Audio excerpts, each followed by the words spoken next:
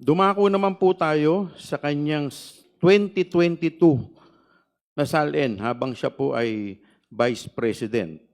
Ang kanya pong declared net worth nilang mag-asawa ay 71,058,841. Tama po ba? Do you confirm this?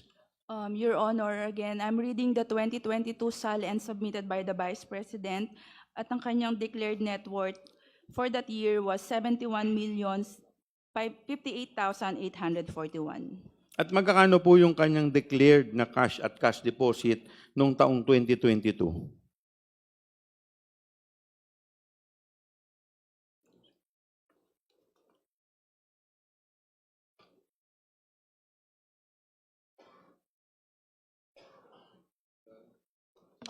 Your Honor, based on the 2022 SALN submitted by the Vice President, wala po nakadeclare na na cash on hand or bank deposits. Pakisiguraduhin po ninyo, baka namamalikmata lang po kayo. Give us a few seconds, Your Honor.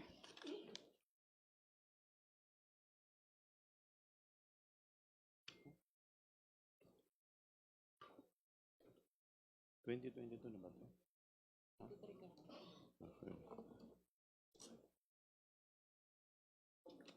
Your Honor, based on our second look for this SALN, wala din po talaga nakalagay na cash on hand or bank deposit.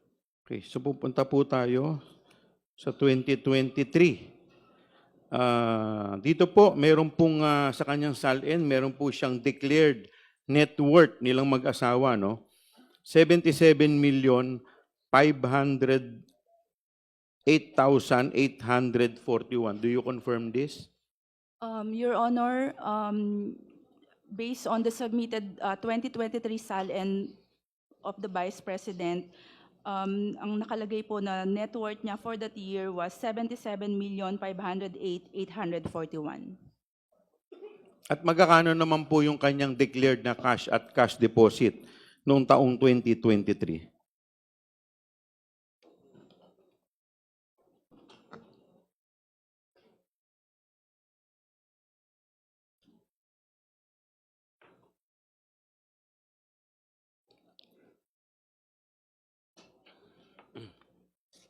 Your Honor, based on the 2023 SALN submission by the Vice President, wala pong nakalagay na cash on hand or bank deposits declared. So sa 2023, wala pa rin po. Wala po, Your Honor. Okay. So, punta na po tayo sa kanyang declared SALN for the year 2024.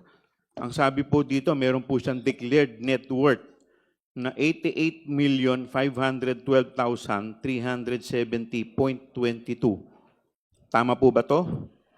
Your Honor, based on the 2024 SALN submitted by the Vice President, the declared net worth then was 88,512,370.22.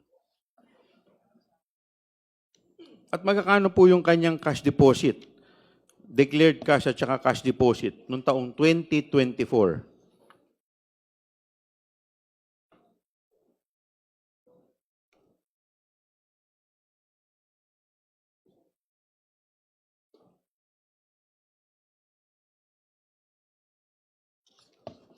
Your Honor, reading from the 2024 SALN of the Vice President, wala pong nakadeclared na cash on hand or bank deposit for that year. Wala pa rin po. Yes, Your Honor. So sa madaling salita, yung kanya pong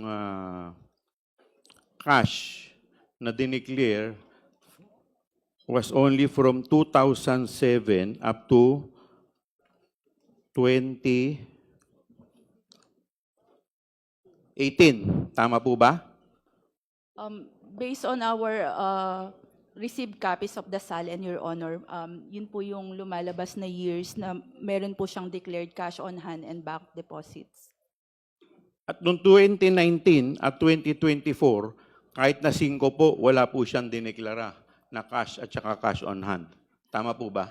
Based on the submitted SALN, Your Honor, wala pong nakalagay na cash on hand or bank deposits. Kahit 5 po? wala pong nakalagay, Your Honor. Edi wow. Thank you po, Madam Chair.